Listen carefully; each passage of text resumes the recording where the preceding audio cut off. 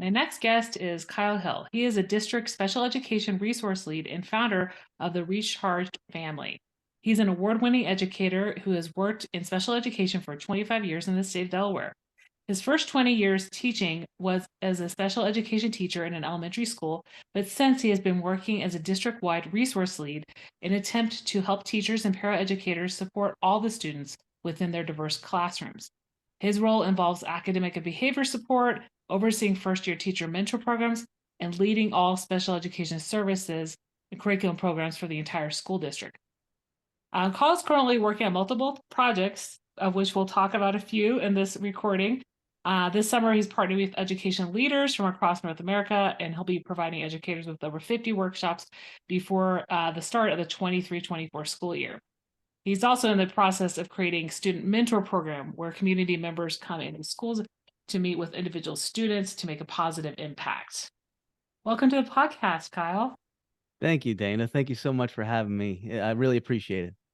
Yeah, so you have your own podcast, the Recharged Ed podcast. I was on it earlier this year, and now we're doing a podcast swap. So welcome on, and tell me about a time when you were in the trenches and managed to call out.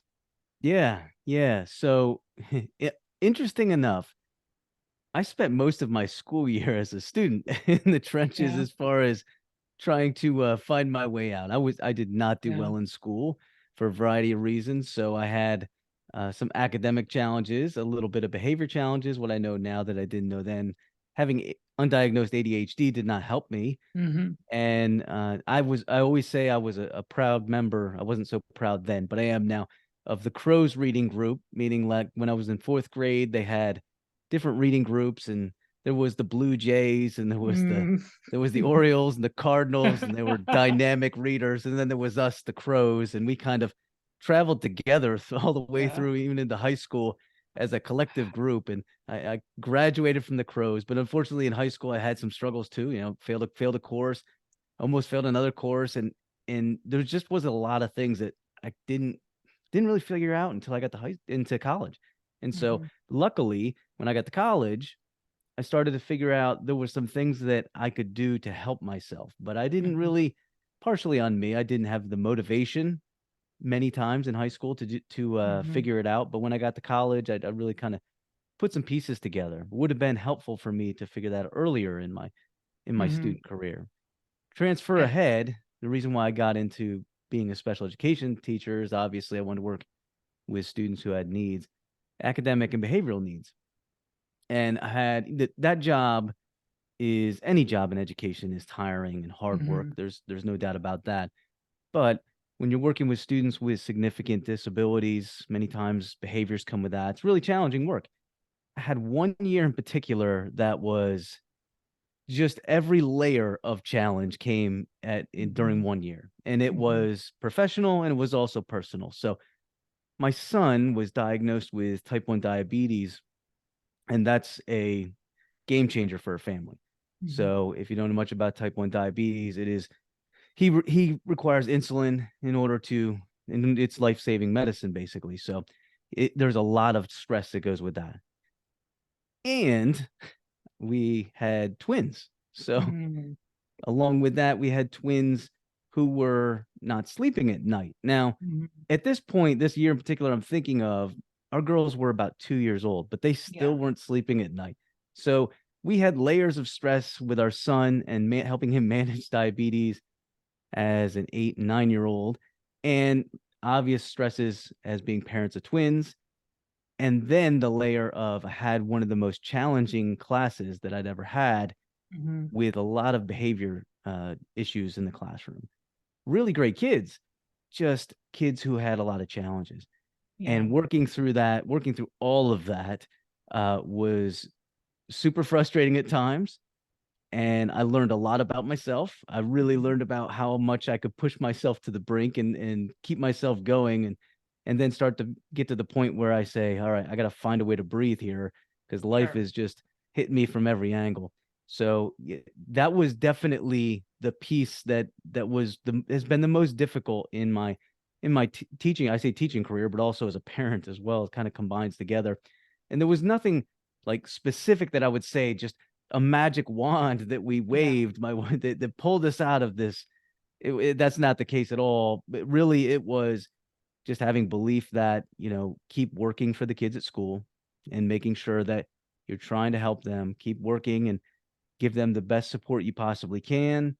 And also at home with our own kids, making sure my wife and I are, even though it had plenty of challenges at home, keeping our heads on straight Hmm. and just keeping focused. As my very first principal used to always say, and sticks in my head often, keeping the main thing. And at home, Hmm. the Hmm. main thing for my wife and I is focus on our kids and helping them in any way possible. And at school, it's the kids and Hmm. focusing on how we can help them in any way possible. And that's really what drove me through and working through what was a really, really challenging year.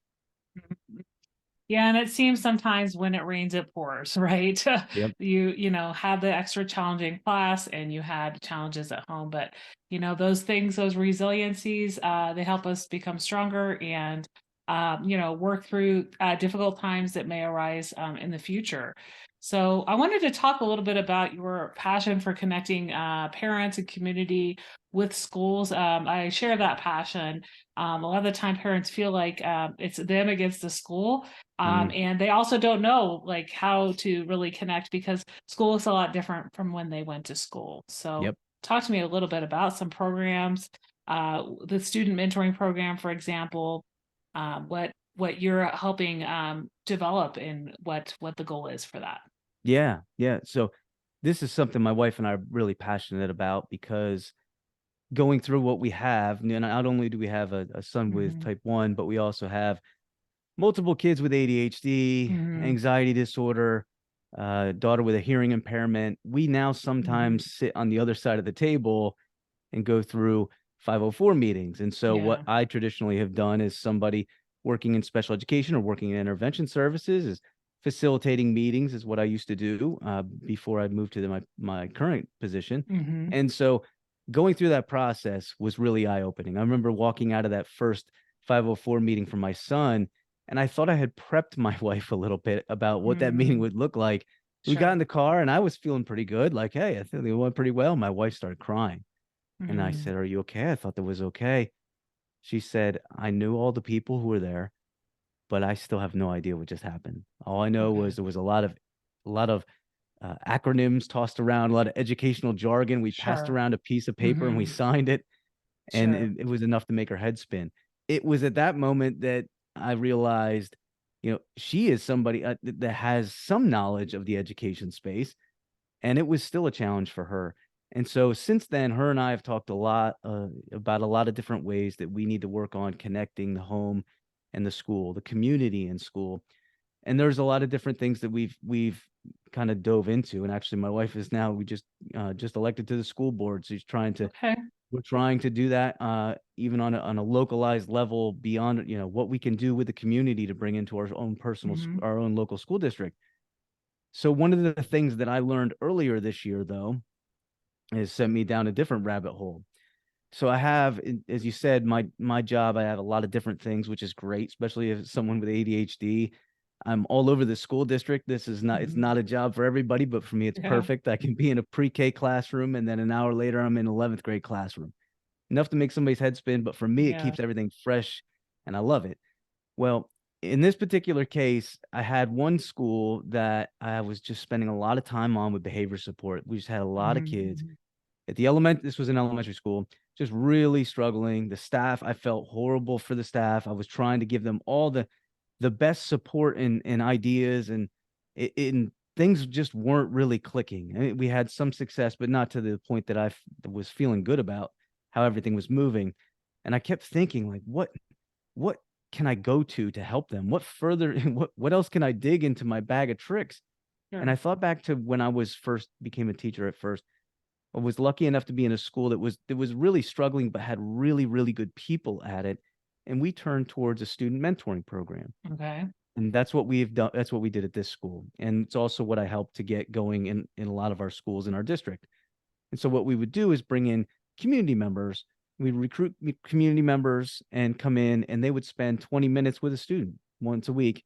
And just really work on connection and being another Mhm. layer of support for a student. I kind of say like it's really your role as a mentor is being like a cheerleader. You're not going in to, hey, make sure you do this, make sure you do this, make sure you do this. That's not really your role. Your role is as a mentor is to try to be the positive person who pats them on the back and say, keep going, you can do this. I Mhm. had this whole thing was the importance of this whole thing was driven home to me just this last spring when I was at a school district event and a young man came up, tapped me on the shoulder. I turned around, it's a 6 foot, 18-year-old, Mhm. and he said, "Hey, Mr. Hill, you remember me?" I was like, "Oh my goodness, I absolutely did remember him." Gave him a big hug. I was his mentor when he was in fourth and fifth grade. Oh, And wow. then he went on to tell me about how much that meant to him. He was going through some Mhm. really traumatic stuff in his home life. Things were not good. And he just went on to gush about how that helped him get through a few really challenging years. And now he was happy because he had two choices. He could go to the military or he can go into college. And he was saying, that having that mentor to help him was really inspirational and kept him moving. And that Mhm. drove home for me, wow, exactly the work we've been doing in some of our schools and the Mhm. importance of the mentor program. So that being said, gone through and developing a program that by the time this drops will probably be out. Mhm. The thing I've learned about mentor programs is it's not easy to get it going. Sure. It's not easy. You got to recruit people, and Mhm. yes, we did have a lot of success, but it was a lot of work, a lot of extra work. Principals don't have enough time usually to do Sure. this. Campus leaders in general, a teacher, if a teacher just wants to bring in some mentors to the classroom, they don't have enough time to do this. Mhm. So we've developed a program that will train what we call a site leader, and the site Mhm. leader can take over the program and run it for you. And the site leader could be a parent or maybe a group of parents. It could be a paraprofessional in the school. And their role Mhm. is to help you with recruiting. And Mhm. from our end, the whole program provides training for the site leader, training for the mentors you bring in, and then also maybe a video for the mentee, the kid who's getting going through the mentoring process, explaining what it is. And so it just kind of dives into all those pieces and how you can get a student mentoring program up and running at your school. It's another layer. It's another layer. We just can't have enough good people around kids, especially kids with Mhm. needs. And so the Mhm. more we can blanket them with good people who are trying to help them and pat them on the back and cheer them on, the better they're going to have chances for success in life. Mhm. And so this will be part of the Recharged family. So you're going to put it out on your website when it's available, but it's also something you're doing in your school district. So would the stuff that people are able to download that just be something that they can use and tailor to their own needs? Yeah, Okay. absolutely. Yeah, we kind of give you the framework, Okay. and we'll give you the framework and the just the general, all the pieces really that you would need to get it going, but tweak it as you need to. Everything Okay. from how you target what would a principal's role be, or what would a teacher if a teacher just wanted to run a mentor program for their Hmm. classroom, what would their role be? Who are the students you're targeting? And then how Sure. you go about recruiting. How would you recruit people from your community? We were lucky enough to have police officers come in.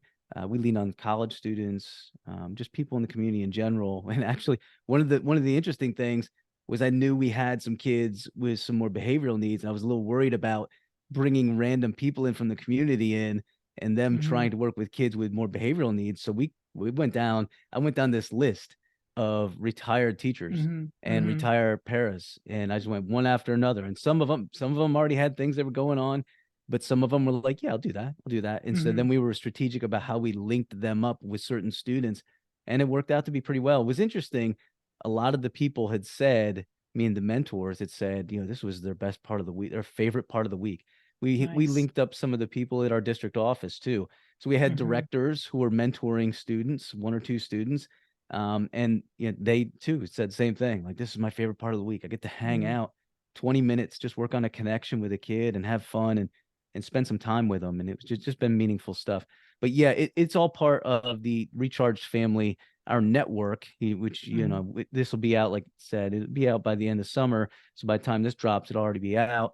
and you can find out more about it at our rechargefamily.com webpage. And I like how you're looking for these mentors in places that, maybe not people that see students in large quantities, like an administrator or a teacher, like you said, might not have the capacity, but retirees, even people that work in other uh, positions such as the custodians or cafeteria workers, other people that can work with students closely and like spending time during their day, because they might be at an office job, Yep. right? So, Yep. yeah, Yep. so it's really One thinking other outside the really cool, box. yeah, Mhm. one other cool idea is sometimes you can link up with businesses.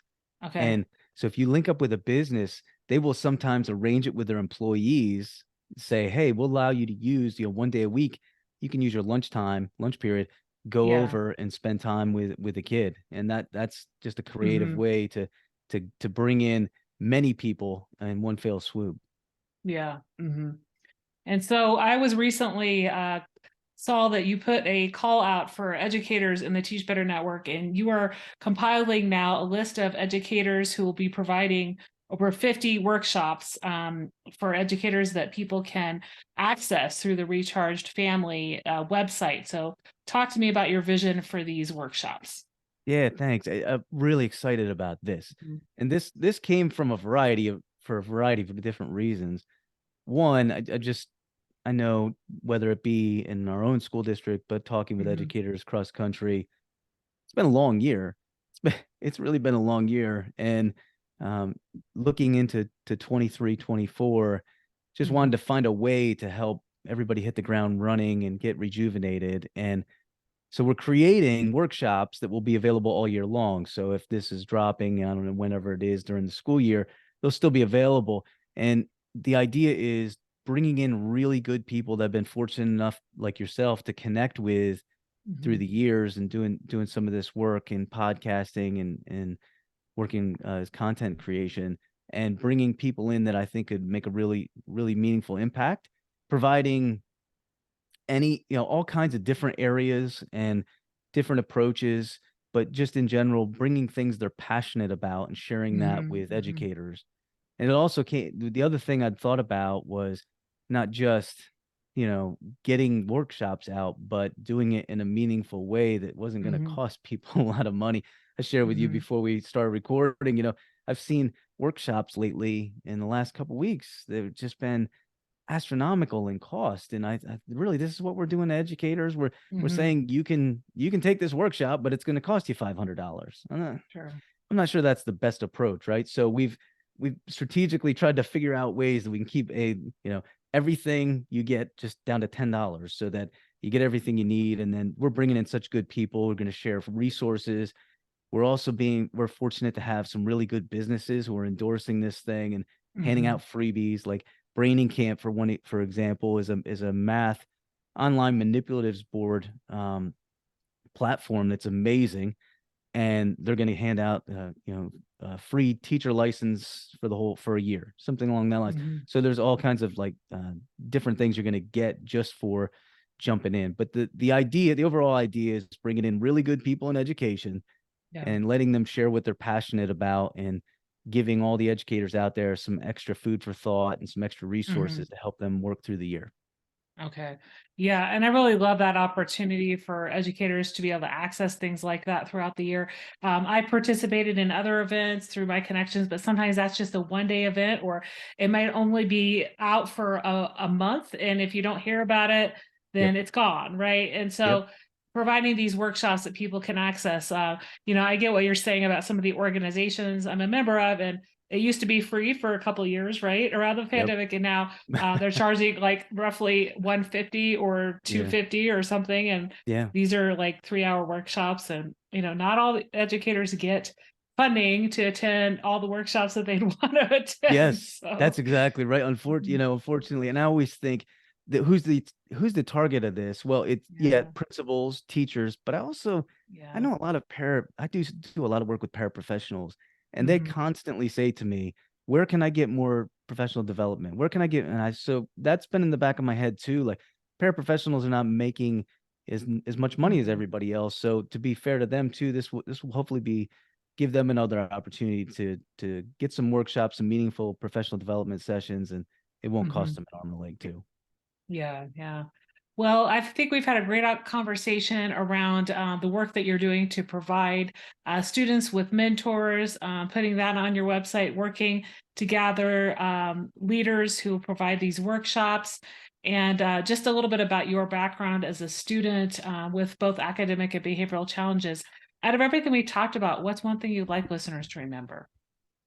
That's a great question, and thanks again for having me on. I love the mission of your podcast. By the way, I love listening to everybody. First thing out of everybody's mouth is, coming out of the trenches. What Uh-huh. is their thing? And so I just appreciate that. It it's tough to say just one thing, but I will say I'm really passionate, as I said, about Hmm. community and how we're linking up with the community. The lift in public schools is too much to do on our own. Yeah. It just is. It just is. We have way too much to do. And don't get me wrong, everybody in education is trying their best. Everybody Hmm. everybody is giving their best effort, but I feel like we are missing a big piece of the puzzle, and it's making sure we're pulling parents in, making sure we're doing some things to keep them up to date on everything that's happening, but also, maybe meeting them where they're at and pulling Hmm. them in best that we can. And then also getting out to the community and seeing how they can help our school districts, our Hmm. classrooms, our students. It's important stuff. And I think it's since the pandemic, especially, I think these kinds of pieces have really crumbled. The lack of getting people into Hmm. schools, Hmm. this has been a hard time. It's been take a long time to get back to the point where people are comfortable heading back into schools to help out again. So I feel like Hmm. really strongly about we need to make sure that we're leaning on other people's because, like I said, schools can't do this alone. Kids benefit when everybody's invested in the community, the parents, the community as a whole, and Hmm. obviously the school system. Yeah, I really like that. Like just doing our due diligence and reaching out and helping students see like what life will be like out of high school, right? Not Yeah. just having educators around them, but having those mentors in the community. Where can people connect with you and find you online? Yeah, thanks. Really easy. It's just rechargefamily.com. And if you're looking for me on social media, well, we're on all the socials, including TikTok at Recharged Family, and everything is Recharged Family. Okay, sounds good. Well, thank you so much for being my guest on the Out of the Trenches podcast today. Thanks, Dane. Appreciate it.